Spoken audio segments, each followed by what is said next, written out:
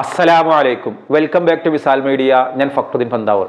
ഒരു നാട്ടിലെ മുദരിസായ ഉസ്താദ് കുട്ടിക്ക് സുഖമില്ലാതെ പൊടുന്നനെ അസ്ർ നമസ്കരിക്കാൻ മുതഅല്ലിമായ ഒരാളെ ഉസ്താദ് കുട്ടീനെ ഏൽപ്പിച്ചിട്ട് പൊടുന്നനെ വീട്ടിലേക്ക് പോയി. സെക്രട്ടറിയോടൊന്ന് ഫോൺ വിളിച്ച് പറഞ്ഞു, ഞാൻ ഇങ്ങനെ പെട്ടെന്ന് എനിക്കൊന്ന് വീട്ടിലേക്ക് പോകേണ്ട ഒരു ആവശ്യമുണ്ട്, എന്തായാലും മഗ്‌രിബിൻ്റെ മുന്നേ എത്തും, മഗ്‌രിബിക്ക് എത്താൻ കഴിഞ്ഞില്ലെങ്കിൽ പേടിക്കേണ്ടതില്ല, കുട്ടികളെ ഏൽപ്പിച്ചിട്ടുണ്ട് മഗ്‌രിബ് നിസ്കാരത്തിൽ എന്ന് പറഞ്ഞു. സെക്രട്ടറി പറഞ്ഞു കുഴപ്പമില്ല എന്ന് പറഞ്ഞു. അങ്ങനെ ഒരു 5:30 സമയത്താണ് സെക്രട്ടറിക്ക് ഒരു ഫോൺ കോൾ വരുന്നത് നാട്ടിലെ പോലീസ് സ്റ്റേഷനിൽ നിന്ന്. നാരായണൻ എന്ന് പറയുന്ന ഒരു പോലീസുകാരനാണ്, നല്ലൊരു മനുഷ്യരാണ്. അദ്ദേഹം പറഞ്ഞ കാര്യം ഇങ്ങനെയാണ്: നിങ്ങളുടെ പള്ളിയിലെ ഉസ്താദിനെതിരെ, മുദർരിസിനെതിരെ ഒരു കേസുണ്ട്, കേസ് വളരെ ഗൗരവമുള്ളതാണ്, തൽക്കാലം പോലീസിൻ്റെ കയ്യിൽ പിടികൊടുക്കാതെ ഒന്ന് ഒളിവിൽ നിന്നേക്കാൻ പറഞ്ഞോളൂ, കേസും കാര്യങ്ങളൊക്കെ പൂർണ്ണ വിവരങ്ങൾ കിട്ടിയതിന് ശേഷം എന്തായാലും മറ്റു നടപടിക്രമങ്ങളിലേക്ക് നീങ്ങാം. സെക്രട്ടറി ആകെ ഷോക്കായി. എന്താണ് കേസ് എന്ന് വെച്ച് പറഞ്ഞു. പോക്സോ കേസാണ് വിഷയം. ഉസ്താദിനെതിരെ ഗുരുതരമായ വിഷയമാണ്, നാട്ടുകാരറിഞ്ഞാൽ വളരെ വലിയ നാണക്കേട് ഉണ്ടാക്കും. പാവ ഉസ്താദ് ആ ഒരു പള്ളിയിലേക്ക് വന്നിട്ട് 3 വർഷങ്ങളായി. ആ 3 വർഷം ഉസ്താദിൻ്റെ ഉമ്മ കുറക്കാലം സുഖമില്ലാതെ കിടന്നിട്ട് ആ ഉമ്മാനെ നോക്കാൻ വേണ്ടി ജോലി ഉപേക്ഷിക്കേണ്ടി വന്നൊരു ഉസ്താദാണ്. അങ്ങനെയാണ് ഉമ്മയുടെ മരണശേഷം ഈ ഒരു ഗ്രാമത്തിൽ 15 മുതഅല്ലിമീങ്ങളുമായിട്ടൊരു ദർസ് ആരംഭിച്ചിട്ട് ഇവിടെ കൂടിയത്. ആ ഒരു നാട്ടിലെ എല്ലാ കാര്യങ്ങളും ഉസ്താദ് ഇടപെടാറുണ്ട്. നല്ല മുദരിസാണ്, നല്ല കിതാബ് തിരിയുന്ന ഉസ്താദാണ്. ആ ഉസ്താദിനെതിരെയാണ് ഇങ്ങനെ ഒരു പോക്സോ കേസ്. അതും അവിടെ പഠിക്കുന്ന ഒരു കുട്ടി കൊടുത്തൊരു കേസാണ്. ഉസ്താദ് രാത്രിയിൽ ആ ആൺകുട്ടിയെ ലൈംഗികമായി പീഡിപ്പിക്കാൻ ശ്രമിച്ചു എന്നാണ് പരാതിയിലുള്ളത്. നാണക്കേടാവാൻ വലിയ കാര്യങ്ങളുണ്ട്. സെക്രട്ടറി ആകെ ചിന്തിച്ചു പ്രസിഡന്റിനെ വിളിച്ചിട്ട് പറഞ്ഞു, നമ്മളിനി എന്താ ചെയ്യുക, എക്സിക്യൂട്ടീവ് കമ്മിറ്റി ചേർത്ത് നിലപാടെടുക്കണം, വേഗത്തിൽ പറയും, ഇത് ഇവിടെ വെച്ചിരിക്കാൻ പറ്റില്ല, ഇങ്ങനെ ഒരു ഉസ്താദുമാരെ നമ്മുടെ നാട്ടിൽ ഉണ്ട് എന്ന് അറിഞ്ഞാൽ തന്നെ പിന്നെ ചെലവിന് കിട്ടൂല, നാട്ടുകാർ തരുന്ന പിരിവടക്കം തരാത്തൊരവസ്ഥാവും. പ്രസിഡന്റ് പറഞ്ഞു, ഒന്നും നോക്കാറില്ല, ഉസ്താദോട് പറഞ്ഞാൽ ഈ വഴിക്കിനി വരണ്ട എന്നുള്ളത്. അങ്ങനെ ഉസ്താദിനെ വിളിക്കുകയാണ്. ഉസ്താദ് ആ സമയത്ത് ഹോസ്പിറ്റലിൽ നിന്ന് കുട്ടിനെയും കൂട്ടിയിട്ട് വണ്ടിയിൽ വീട്ടിലേക്ക് വരികയാണ്. അപ്പോഴാണ് സെക്രട്ടറിയുടെ ഫോൺ കോൾ വരുന്നത്. ഉസ്താദ് കരുതി ഞാനെന്ന് മഗ്‌രിബിൻ്റെ കാര്യത്തിനൊക്കെ ആൾ ഏൽപ്പിച്ചതൊക്കെ വിളിച്ച് പറഞ്ഞതാണല്ലോ, പിന്നെ എന്തിനാണ് വിളിക്കുന്നത് എന്നായിരുന്നു ആ പാവം ഉസ്താദിൻ്റെ മനസ്സിലുണ്ടായിരുന്നത്. അങ്ങനെ ഫോൺ കോളിൽ വന്നൊരു വാക്ക് ഇങ്ങനെയാണ്: പൊന്നുസ്താദെ, നിങ്ങൾ കുട്ടീനെ കാണിച്ചോ എന്ന് ചോദിച്ചു. ഞാൻ അത് കുട്ടീനെ കാണിച്ചിട്ട് വരികയാണെന്ന് പറഞ്ഞു. എന്നാൽ ഒരു കാര്യം ചെയ്യും, നിങ്ങൾ വീട്ടിൽ തന്നെ നിന്നോളി, ഇങ്ങോട്ടിനി വരണ്ട, നിങ്ങളുടെ ജോലി നഷ്ടപ്പെട്ടു, ജോലിനില്ല, എന്താണ് നിങ്ങൾക്ക് പള്ളിയിൽ നിന്ന് എടുക്കാനുള്ള ഡ്രസ്സ്, കിതാബുകൾ ഉണ്ടെങ്കിൽ ഒന്ന് നിങ്ങൾ പറയാ, മുതഅല്ലിമീങ്ങളെ കൊണ്ട് ഇപ്പം തന്നെ റെഡിയാക്കിയാൽ ഓട്ടോറിക്ഷയിൽ ഞാൻ അങ്ങോട്ട് പറഞ്ഞു വിടാം, ഈ പരിസരത്തേക്ക് നിങ്ങൾ ഇനി വരരുതെന്ന്. ഉസ്താദിന് തലയിൽ ഇടുത്തി വീണ പോലെയായി. ഉസ്താദ് ചോദിച്ചു, എന്താണ് എൻ്റെ തമ്മിലുള്ള പ്രശ്നം എന്താണ്? അപ്പോൾ പറഞ്ഞു, പ്രശ്നം ഇനി ഞാൻ പറയണോ? സെക്രട്ടറി ഭയങ്കര ചൂടിലാണ്. ആ ഒരു ഉസ്താദിൻ്റെ മനസ്സിൽ വല്ലാത്ത സങ്കടം തോന്നി. ഒരു മഗ്‌രിബിൻ്റെ ശേഷമാണ് പിന്നീട് പല ആൾക്കാരും വിളിക്കുന്നത്. കമ്മിറ്റിയിൽ തന്നെ ഉസ്താദിന് വളരെ സ്നേഹമുള്ള ആളുകളൊക്കെ ഉണ്ട്. എന്താണ് ഉസ്താദ് പറഞ്ഞു കേൾക്കുന്നത്? നിങ്ങളുടെ ദർസിൽ പഠിച്ച ഒരു മുതഅല്ലിം ഇപ്പോൾ വേറെ ദർസിലേക്ക് പോയി, ആ ഒരു മുതഅല്ലിമാണ് ഈ രീതിയിലൊരു പരാതി പറഞ്ഞിട്ടുള്ളത്, ഇതിൻ്റെ സത്യാവസ്ഥ എന്താണെന്ന് പറഞ്ഞപ്പോൾ ഉസ്താദ് ആകെ കണ്ണീരോടുകൂടി ഈ ജീവിതം തൻ്റെ മേൽ കീഴ്മേൽ മറിയുന്നതായിട്ട് തോന്നി. കാരണം ആ ഒരു ദർസിൽ നിന്ന് ചില സ്വഭാവ ദൂഷ്യങ്ങൾ കാണിച്ചപ്പോൾ ഒരു മുതഅല്ലിമിനെ ഒന്നൊന്നല്ല 2-3 പേരെ ഉസ്താദ് നന്നായിട്ട് അടിച്ചിരുന്നു. വളരെ നന്നായിട്ട് അടിക്കും ഉസ്താദ്. അതാണ് ഉസ്താദിൻ്റെ കയ്യിലൊരു തെറ്റ്. പക്ഷേ അങ്ങനെ അടി കിട്ടിയ ഒരു മുതഅല്ലിമായ കുട്ടി ആ ദർസിൽ നിന്ന് തെറ്റിപ്പോയിട്ട് മറ്റൊരു ദർസിൽ പോയി ചേർന്നു. പക്ഷെ ആ കുട്ടിയുടെ ഉള്ളിൽ ഭയങ്കര വിരോധവും വിദ്വേഷമൊക്കെ ഉണ്ടായിരുന്നു. അങ്ങനെ സ്കൂളിലൊരു കൗൺസിലിങ്ങിനിടയിലാണ് എങ്ങനെ ഉസ്താദിനെ കൊടുക്കാമെന്ന് ആലോചിച്ചു. അങ്ങനെ അവിടെ പഠിക്കുന്ന ഒരു മുതഅല്ലിമിനോട് ചോദിച്ചു, എടാ ഉസ്താദ് ഇപ്പോഴും അടിക്കാറുണ്ട്, ഉസ്താദ് ഇപ്പോഴും നല്ല അടിയാണ്, നമുക്കൊരു കാര്യം ചെയ്യാം, ഉസ്താദിനൊരു പണി കൊടുക്കാമെന്ന് പറഞ്ഞാൽ പ്രായപൂർത്തിയാവാത്ത കുട്ടികൾ, ഈ ഉസ്താദിനൊരു പ്രത്യേകത ഉണ്ട്, അവിടെ പഠിക്കുന്ന കുട്ടികളൊക്കെ ഉസ്താദ് സ്കൂളിലേക്ക് പറഞ്ഞാക്കുന്നുണ്ട്, കോളേജിലേക്ക് പറഞ്ഞാക്കുന്നുണ്ട്, ബാക്കിയുള്ള സമയത്താണ് ദർസിന് വേണ്ടി സമയം കൊടുക്കുന്നത്. കാരണം പല ദർസുകളിലും മറ്റേ +1 അതായത് 10ാം ക്ലാസ്സിന് ശേഷം അവിടെ തന്നെ +1 ഹയർ സെക്കൻഡറിയും ഡിഗ്രിയൊക്കെ കൊടുക്കുന്ന സംവിധാനമെങ്കിൽ അതൊക്കെ അവർ കോളേജിൽ പോയിട്ട് തന്നെ പഠിക്കട്ടെ എന്ന് വളരെ പോസിറ്റീവായിട്ട് കരുതുന്ന ഉസ്താദാണ്.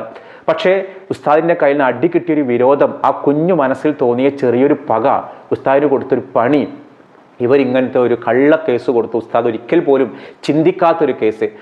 ഈ ഒരു അടി കിട്ടിയ വിരോധം കാരണം ആ ഒരു കുട്ടികളുടെ മനസ്സിൽ തോന്നിയൊരു പക ഉസ്താദിനെതിരെ കൗൺസിലിങ്ങിന് വന്ന ആളുകളോട് ഇത്തരമൊരു പരാതി പറഞ്ഞു. അവർ വേഗം അതാത് സ്റ്റേഷനിലേക്ക് കൈമാറി. ഇതൊന്നും നോക്കാതെ, ഉസ്താദിൻ്റെ ഭാഗം എന്താണെന്ന് പോലും കാണാനോ കേൾക്കാനോ നിൽക്കാതെ കമ്മിറ്റിക്കാരപ്പോഴേക്കും നടപടിയെടുത്ത് ഉസ്താദിനെ രാമാനം പുറത്താക്കി. നാട്ടിൽ പറഞ്ഞു, ഉസ്താദ് എവിടെയുണ്ടോ പോയതാണ്, ഇനി തൽക്കാലം വരില്ല, നമുക്ക് ഇൻഷാ അല്ലാഹ് അടുത്ത വെള്ളിയാഴ്ചക്ക് മുൻപായിട്ട് നമുക്കൊരു ഉസ്താദിനെ ദർസോടുകൂടി നമ്മളിവിടെ സ്ഥാപിക്കും. ഒരു നിമിഷം ചിന്തിച്ചു നോക്കുക, ആ ഉസ്താദിൻ്റെ ഭാഗം എന്താണ്, അതിന് ഉസ്താദിന് എന്തുകൊണ്ടാണ് അങ്ങനെ ഉണ്ടായത്? ഇത്രയും പോക്സോ കേസിൽ, കള്ളക്കേസ്. ഞാൻ ഈ സംഭവം പറയാൻ കാരണം ഇതിൻ്റെ തുടർച്ച ഞാൻ പറയാം. ഇന്നലെയും ഇന്നുമായിട്ട് മാധ്യമങ്ങളിൽ വന്നൊരു വാർത്തയുണ്ട്, ഹൈക്കോടതിയുടെ ഒരു വിധി വന്നൊരു വാർത്ത. ആ ഹൈക്കോടതിയിൽ ഒരു പെൺകുട്ടി കേസ് കൊടുക്കാൻ തൻ്റെ 2 ബന്ധുക്കളായ 2 യുവാക്കൾക്കെതിരെ തന്നെ 2 യുവാക്കളും ചേർന്ന് വളരെ ക്രൂരമായിട്ട് ലൈംഗികമായി പീഡിപ്പിച്ചു എന്നാണ് ആ പെൺകുട്ടി കൊടുത്തൊരു പരാതി. ആ പെൺകുട്ടി കൊടുത്തൊരു പരാതി പ്രകാരം ഈ 2 യുവാക്കളെയും പോലീസ് പോക്സോ പ്രകാരം അറസ്റ്റിലാക്കി. ബലാത്സംഗ കുറ്റങ്ങളടക്കം 68 ദിവസമാണ് ഈ യുവാക്കൾ ജയിലിൽ കടന്നത്. ആ കുടുംബത്തിലേക്ക് വീട്ടിലേക്ക് പോലീസ് എരച്ചു കയറുമ്പോൾ മക്കൾ കരഞ്ഞുകൊണ്ട് പറഞ്ഞു, ഞങ്ങൾ നിരപരാധികളാണ്, ഞങ്ങളൊന്നും ചെയ്തിട്ടില്ല. പക്ഷേ ഒരു പെൺകുട്ടി പരാതി കൊടുക്കാണ്, എന്നെ ഇങ്ങനെ ചെയ്തു മറ്റത് ചെയ്തു എന്ന് പറയുമ്പോൾ വേറെ രക്ഷയൊന്നുമില്ല. പോലീസുകാർ അവർ 68 ദിവസം ജയിലിൽ കിടന്നു. ഒടുവിൽ ഈ പെൺകുട്ടി ഈ വീട്ടുകാരോട് തുറന്നു പറഞ്ഞു, ഞാൻ നുണ പറഞ്ഞതാണ്, എനിക്ക് സ്കൂളിൽ ഒരു പ്രണയം ഉണ്ടായിരുന്നു, ആ പ്രണയം ഇവർ വന്നിട്ട് ഈ പെൺകുട്ടിയുടെ ഉമ്മായോട് വന്ന് പരാതി പറഞ്ഞു, ഇങ്ങനെ നിങ്ങളുടെ മോൾക്ക് ഒരു പ്രണയം ഉണ്ട് എന്നുള്ളത് ഈ കുടുംബക്കാരായ 2 ചെക്കന്മാരാണ് വന്ന് പറഞ്ഞു കൊടുക്കുന്നത്. അവരെങ്ങനെയോ അത് അറിഞ്ഞിട്ട് ആ ഒരു വിരോധം അവൾ തീർത്തത് അവർക്കെതിരെ ഒരു വ്യാജ പീഡന പരാതി കൊടുത്തിട്ടാണ്. അവൾക്കറിയാം, മാധ്യമങ്ങളിൽ ഇങ്ങനെ കാണുന്നുണ്ടല്ലോ, ഇത് കൊടുത്തു കഴിഞ്ഞാൽ എന്തായാലും ഇതിന് ഏറ്റവും വലിയൊരു എന്താ പറയുക ഒരു ക്ലൈമാക്സ് എന്താണെന്ന് വെച്ചാൽ, ഇങ്ങനെ വ്യാജ പരാതി പ്രായപൂർത്തിയാവാത്ത ആളുകൾ കൊടുത്താലും ആ കൊടുത്തവർക്കെതിരെ എന്തെങ്കിലും ശിക്ഷാ നടപടി സ്വീകരിക്കാൻ നമുക്ക് നിയമമില്ല. അവരെപ്പോലും സംരക്ഷിക്കുന്ന ഒരു നിയമമാണ് നമ്മുടെ മുന്നിലുള്ളത്. അങ്ങനെ ഈ യുവാക്കളുടെ വീട്ടുകാർ ഈ പെൺകുട്ടിയുടെ ഈ ഒരു ഞാൻ ഒരു വ്യാജ പരാതി കൊടുത്തതാണ്, എൻ്റെ അമ്മയോട് പ്രണയം തുറന്നു പറഞ്ഞതിന് എനിക്കൊരു പ്രണയം ഉണ്ട് എന്ന് അറിയിച്ച വിരോധത്തിനാണ് ഞാൻ ചെയ്തത് എന്നുള്ളത് ഒരു പരാതി എഴുതി ഉണ്ടാക്കിയിട്ട് ജാമ്യ ഹർജി കൊടുക്കുകയാണ്. അപ്പോഴേക്കും 68 ദിവസം കഴിഞ്ഞു. ഹൈക്കോടതിയിലാണ് ജാമ്യം കൊടുക്കുന്നത്. ഹൈക്കോടതി ഈ വിസ്താരം മുഴുവൻ കേട്ടു. പെൺകുട്ടിയെ വിളിച്ചു വരുത്തി പെൺകുട്ടിയോട് ചോദിച്ചു പറഞ്ഞു, ഞാൻ പെട്ടെന്നുണ്ടായ ദേഷ്യത്തിന് ചെയ്തതാണ്, ഇവരെ പോലീസ് പിടിക്കുന്ന എനിക്കറിയില്ലായിരുന്നു, ഇവർ ജയിലിൽ കിടക്കുന്ന എനിക്കറിയില്ലായിരുന്നു. പെൺകുട്ടിയുടെ അച്ഛനോട് ചോദിച്ചു, ഇതെന്താണ് സംഭവം എന്ന് ചോദിച്ചു. പെൺകുട്ടിയുടെ അച്ഛൻ പറഞ്ഞു, ഇവർ പരാതി കൊടുത്തിട്ട് പോലീസ് വരുമ്പോഴാണ് എൻ്റെ മോള് പരാതി കൊടുത്തതന്നെ ഞാൻ അറിയുന്നത്, ഇതൊന്നും ഞങ്ങളുടെ കയ്യിലുള്ള കേസല്ല, ഞങ്ങൾക്ക് ഒരിക്കലും ഈ യുവാക്കളെ ഇങ്ങനെ കൊടുക്കണം ഞങ്ങൾ ആഗ്രഹിച്ചിട്ട് പോലുമില്ല എന്ന് പറഞ്ഞു. പക്ഷെ 68 ദിവസം ജയിലിൽ കടന്ന ഇവർക്ക് എന്ത് മനസ്സമാധാനം പറയാൻ കഴിയാം? ഇവരുടെ ഫോട്ടോസും വീഡിയോസും ഒക്കെ മാധ്യമങ്ങളിൽ വന്നതാ. ഇവരിങ്ങനെ ഒരു പെൺകുട്ടിയെ, ബന്ധുവായ പെൺകുട്ടിയെ പീഡിപ്പിച്ച ആളുകളാണെന്ന് പറഞ്ഞിട്ട് ഈ അടുത്താണ് ഒരു പോക്സോ കേസിലെ ഒരു കൗമാരക്കാരൻ സ്വയം ജീവൻ ഒടുക്കിയത് നാണക്കേട് കൊണ്ട്. അപ്പോൾ എന്നിട്ട് കോടതി നിർദ്ദേശിച്ച അല്ലെങ്കിൽ കോടതി പറഞ്ഞ ചില കാര്യങ്ങൾ, ഇത്തരം പോക്സോ കേസുകൾ വരുമ്പോൾ പോലീസ് കാര്യഗൗരവമായിട്ട് ചിന്തിക്കണം. അറസ്റ്റ് ചെയ്യും മുൻപ് ഇതൊക്കെ ശരിക്കും ജെനുവിനാണോ, ഈ പരാതിയിൽ പറഞ്ഞ കാര്യം ഉള്ളതാണോ? കാരണം ഇത് അറസ്റ്റ് ചെയ്ത് കഴിഞ്ഞാൽ പിന്നെ മാധ്യമങ്ങളിൽ വാർത്തയായി, മാധ്യമങ്ങളിൽ അവൻ്റെ ഫോട്ടോസായി പേരുകളായി പലതുമായി. അവർക്കും ഒരു കുടുംബമുണ്ട്, അവർ പറയുന്നത് മുഴുവൻ ശരിയാണോ എന്നുള്ളത്. ഈ ഒരു വർഷം 2024 ജനുവരി 1 മുതൽ ഇന്നത് ജൂൺ മാസം വരെയുള്ള കണക്ക് ഞാൻ പറയാം. 2180 പോക്സോ കേസുകൾ രജിസ്റ്റർ ചെയ്തിട്ടുണ്ട്. 2180 പോക്സോ കേസുകൾ. ഇതിൽ എത്ര എണ്ണം വ്യാജം ഉണ്ടാവും? ഇതിൽ പലതും വ്യാജമായിരിക്കും. ഭർത്താവും ഭാര്യയും കൂടി തെറ്റിക്കഴിഞ്ഞാൽ ഭർത്താവിനെ കൊടുക്കാൻ വേണ്ടി മക്കളെ കൊണ്ട് കള്ളക്കേസ് കൊടുക്കുന്ന ആളുകളുണ്ട്. ഇതൊക്കെ കോടതി കണ്ടെത്തിയ കാര്യങ്ങളാണ്. അപ്പം അതുകൊണ്ട് തന്നെ ആയിരിക്കണം ആ ഒരു പോലീസുകാർ, പല സ്ഥലത്തും പോലീസുകാർ സ്വമേധ ചെയ്യലുണ്ട്. ഒരുപാട് ഉസ്താദുമാർ, മദ്രസാധ്യാപകരായ ആളുകൾ കുട്ടികളെ ആവേശം കയറി പഠിക്കാത്തതിന് അടിച്ചതിൻ്റെ പേരിൽ മാത്രം അവരെ പോക്സോ കേസിൽ കുടുക്കിയ സംഭവങ്ങളുണ്ട്. ഒരുപാട് മുദരിസുമാർ അവരിപ്പോഴും ആ ഒരു പഴയ സ്റ്റൈലിൽ മക്കൾ പഠിക്കാതിരുന്നാൽ നന്നായിട്ട് കഠിനമായിട്ട് ശിക്ഷിക്കും. ഒരു പക്ഷേ ഒരു അധ്യാപന രീതി കാലോചിതമായിട്ട് മാറിയിട്ടില്ലായിരിക്കാം. പക്ഷേ അവരെ നാണക്കേടിലാക്കുന്നത് വ്യാജ പോക്സോ കേസുകളാണ്. ഈ ഒരു കൗമാരക്കാരൻ്റെ ഒരു വികൃതിയോ അല്ലെങ്കിൽ ഒരു പകയിലോ തീരുന്നത് ഒരു കുടുംബത്തിൻ്റെ മൊത്തം സന്തോഷങ്ങളും ജീവിതങ്ങളും ആണെന്ന് അറിയുന്നില്ല. ഇത്തരം കേസുകൾ വരുമ്പോൾ നമുക്ക് കുട്ടികളെ മാത്രം കുറ്റം പറയാൻ പറ്റില്ല.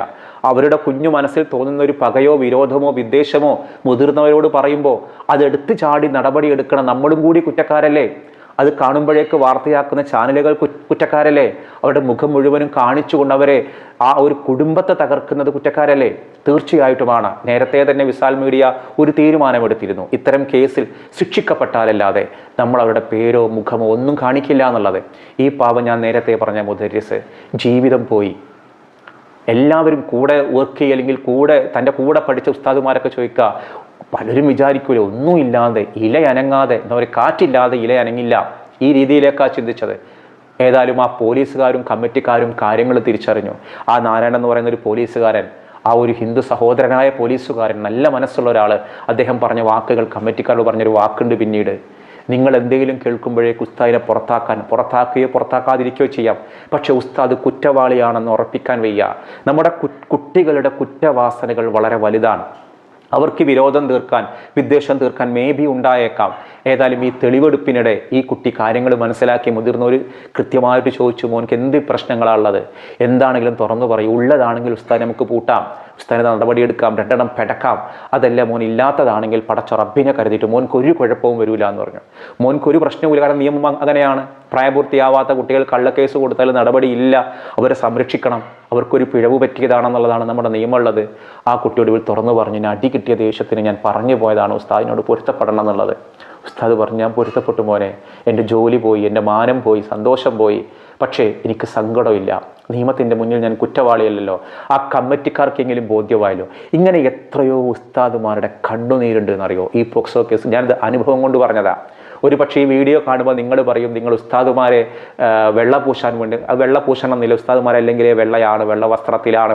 ഞാൻ വെള്ള പൂശിയതൊന്നുമില്ല. ഈ രണ്ട് യുവാക്കൾ, ഇത് ഇന്നലെയും ഇന്നും മാധ്യമങ്ങളിൽ വന്ന വാർത്ത, ഈ രണ്ട് യുവാക്കൾ 68 ദിവസം ജയിലിൽ കിടന്നു. ഇപ്പോൾ സർക്കാർ ചെലവിൽ അവർ നല്ല രീതിയിലേക്ക് മാനസിക ആരോഗ്യം കിട്ടാൻ വേണ്ടിയിട്ട് അവർക്ക് സർക്കാർ സൗജന്യമായിട്ട് കൗൺസിലിംഗ് കൊടുക്കുക. ഈ 68 ദിവസം അവരെ അറസ്റ്റ് ചെയ്ത വാർത്തയുണ്ടായി. അവരെ വിട്ടയച്ച വാർത്ത വരുമോ? ജാമ്യത്തിൽ വന്ന വാർത്ത വരുമോ? വരില്ല. അപ്പോൾ നമ്മൾ എവിടെയെങ്കിലും വാർത്തകൾ കേൾക്കുമ്പോൾ കണ്ണടച്ച് വിശ്വസിക്കരുത് എന്ന് പറയാനാണ് ഞാനിന്ന് എനിക്ക് പരിചയമുള്ള, നേരിട്ടറിവുള്ള ഉസ്താദിന്റെ അനുഭവം ഞാൻ പങ്കുവച്ചത്. നമ്മൾ ഇന്ന് ചോദിക്കുന്ന ഒരു ചോദ്യം, ഇന്നലെ പ്രധാനമന്ത്രി വയനാട് ദുരന്തബാധിത പ്രദേശങ്ങൾ സന്ദർശിച്ചിരുന്നു. നമ്മുടെ സ്റ്റേറ്റ് പ്രധാനമന്ത്രിയോട് ഇത്ര കോടി രൂപ സഹായം ആവശ്യപ്പെട്ടിട്ടുണ്ട്. എത്ര കോടി രൂപയാണ് സഹായം ആവശ്യപ്പെട്ടിട്ടുള്ളത് എന്നതാണ് ചോദ്യം. ഉത്തരം കമൻറ്റ് ചെയ്യണം. മറ്റൊരു ദിവസം മറ്റൊരു വീഡിയോയുമായി വീണ്ടും കാണാം. അസ്സലാമു അലൈക്കും.